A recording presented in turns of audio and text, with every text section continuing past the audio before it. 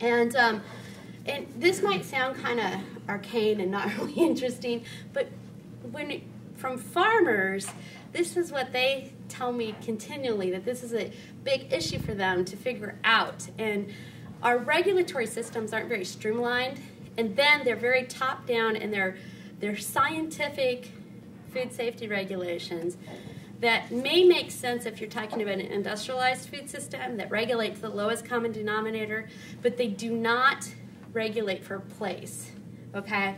And for if people gain knowledge of how they want to grow and eat and cook food, then our food safety regulations don't make any sense. So we have to refigure food safety regulations that encourage knowledge and relationships for that place. And you know, there are, for instance, just one example is the USDA exempts poultry if you sell less than 20,000 birds per year, exempts poultry from USDA regulations.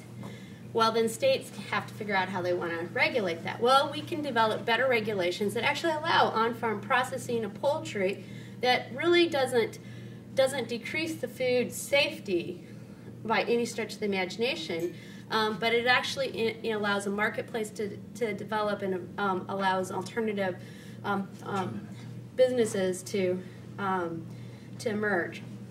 And then we have to think about policies around financing. Financing initiatives that support community-based processing and healthy food stores and efficient logistics.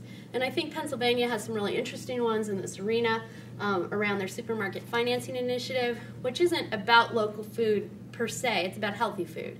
But that's one example of supermarket financing initiatives that I think we can think about public financing for to achieve some of these goals. And then I would say that, of course, one of the big areas, and I know that it's referenced in your book by Bob Gottlieb, with a story by Bob Gottlieb and Anupama Joshi, but about school policies. And, you know, really, there's a big movement across the country, many of you are probably aware of, around farm to school. And so school policies that encourage the use of healthy, sustainable food in school cafeterias, that encourage edible gardens that actually contain history and culture and science lessons and good food all in one. Things like longer lunch periods that actually allow people to have pleasure in food as kids rather than just shoveling it in. These are from very minor kinds of things to kind of big things that need to be addressed. And finally, I would say, I think I'm still within my time limit. You got like 30 seconds. There was a group that worked for about 4 years called the International Assessment of Agricultural Science and Technology for Development. Anyway, that's about 400 experts from across the globe developed 6 reports in total. And in those reports, the summaries are available at agassessment.org. There are options for decision makers. Basically, the conclusion of the scientists that were involved in this process said, business as usual in agriculture is absolutely not an option, because we're not going to have a food system globally.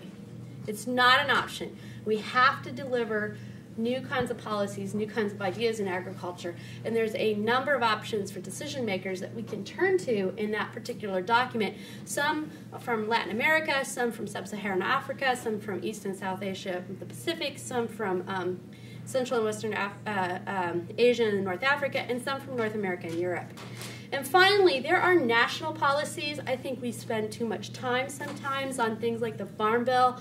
It's very entrenched interest, but those are national nutrition and production policies that can have a big impact. And there are things like research arenas, research titles at USDA that need to be examined, the competition titles that have been proposed but have never totally passed, that have things for contractor, Bill of Rights, and antitrust kinds of things, but all the way down to the local level. There's food assistance programs that have been tried that have been really innovative and really work well, like farmers market nutrition programs that connect spending on WIC and senior spending to improve diets for for people to shop at farmers markets, and those are really good. We've been starting to use EBT machines at farmers markets, but we need to get EBT or food stamps allowed to participate in community-supported agriculture.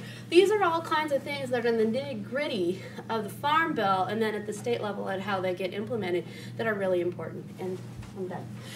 Yay!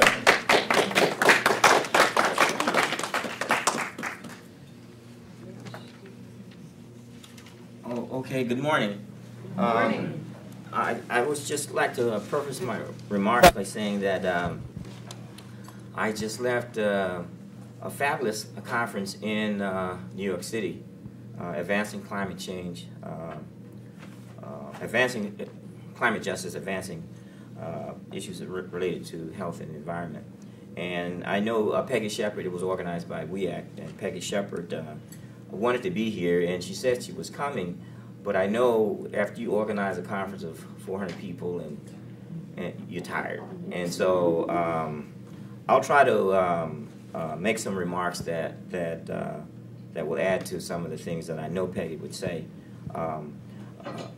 First of all, I'm a sociologist by training, and I'm an environmental sociologist, and over the last 2.5 decades or so, I've written 15 books that cover a wide range of topics, including environmental justice, health disparities, urban land use, parks and green access, industrial facility siting, permitting, pollution prevention, brownfields redevelopment, neighborhood reinvestment, redlining and residential apartheid, housing, energy, infrastructure, smart growth, regional equity, and disaster response, or lack thereof, and of course, climate change.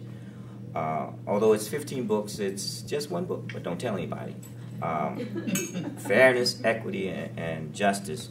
And I think when we deal with all these issues, and there are a range of issues, they are all interconnected. And my job as a sociologist and as a scholar is to connect the dots and to show the interrelatedness.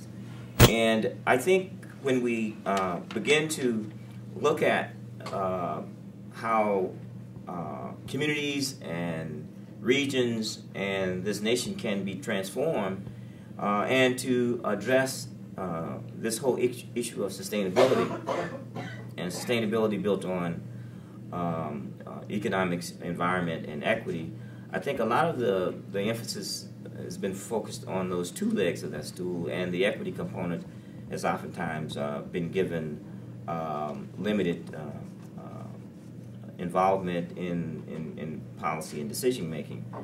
I think the issue of global climate change and global warming will be an issue that not only will bring all the pieces together, but also could serve as a lens to bring all of these pieces together, where we talk about vulnerable population, and we talk about access to food security, we talk about health care, health safety net, we talk about energy, and reduction of CO2 emissions, greenhouse gases. The biggest emitter is transportation, and so when we talk about the fact that ultimately, if we are to address climate change, we have to move away from fossil fuels and come up with clean, alternative, renewable energy. And the quickest way we can do some of that is the way we plan and design our metropolitan regions and our transportation systems and our growth and regional patterns.